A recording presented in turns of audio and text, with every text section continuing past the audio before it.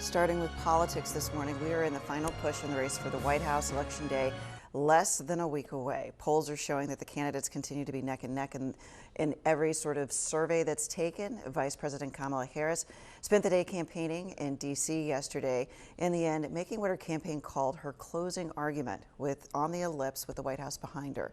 And former President Donald Trump was here in Pennsylvania holding a rally in Allentown last night, trying to calm the waters with Latino voters. Action News reporter Caroline Goggin has more. If we win Pennsylvania, we're going to win the whole deal. Former President Donald Trump speaking to a packed crowd inside the PPL Center in Allentown, promising a greater economy, slashed inflation, and tight rules around border control. The day I take the oath of office, the migration and this horrible migrant invasion ends, and the restoration of our country begins. This rally comes as the former president and his campaign try to distance themselves from disparaging comments made about Puerto Rico by a speaker at his rally at Madison Square Garden over the weekend. The mayor of Allentown, which has a majority Latino population, tells Action News there are a lot of people who were angered by his words at MSG, and I expect them to express themselves at the ballot box. Trump had a shadow U.S. senator from Puerto Rico speak to the crowd. So the people of Puerto Rico trust you and we have high hopes. Meantime, Vice President Kamala Harris was in Washington delivering remarks from the ellipse. It is time to turn the page on the drama and the conflict, the fear and division. Harris said if elected, she will deliver tax cuts to the middle class, restore Roe v. Wade, and work with both sides to tackle the immigration crisis. We must finally come together to solve.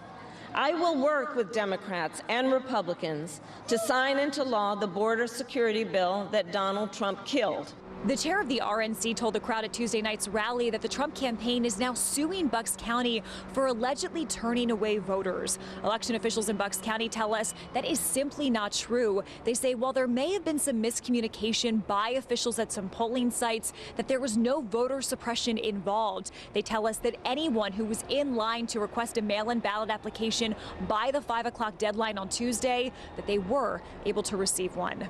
In Allentown, I'm Caroline Goggin, Channel 6. Action News. And President Biden is under fire this morning for what he said about that offensive Puerto Rico joke made by a comic at Trump's Madison Square Garden rally over the weekend. While that line has drawn bipartisan condemnation, Biden's response has now riled up Republicans. And just the other day, a speaker at his rally called Puerto Rico a floating island of garbage. Well, let me tell you something. I don't know the Puerto Rican that I know, or Puerto Rico, where I'm in my home state of Delaware. They're good, decent, honorable people. The only garbage I see floating out there is his supporters. The president later took to social media clarifying that he was referring to the rhetoric as garbage. He went on to say that the demonization of Latinos is unconscionable. Last night, Pennsylvania's Democratic Governor Josh Shapiro said he would not have used Biden's words that could insult people voting for the opposite party, but said that the main issue is that Trump has not personally rejected that derogatory joke either. Philadelphians are eager to cast their ballots for this year's election. Chopper 6 was over City Hall yesterday as a line wrapped around the building. The deadline to request a mail-in ballot in Pennsylvania passed yesterday evening. Nearly 1.5 million Pennsylvanians have already cast their ballots so far. Your local election office must receive your completed ballot by 8 p.m. on Election Day. If you choose to mail your ballot, it might not make it in time. You can place it in a drop box or hand it directly to a board election office to make sure it is counted.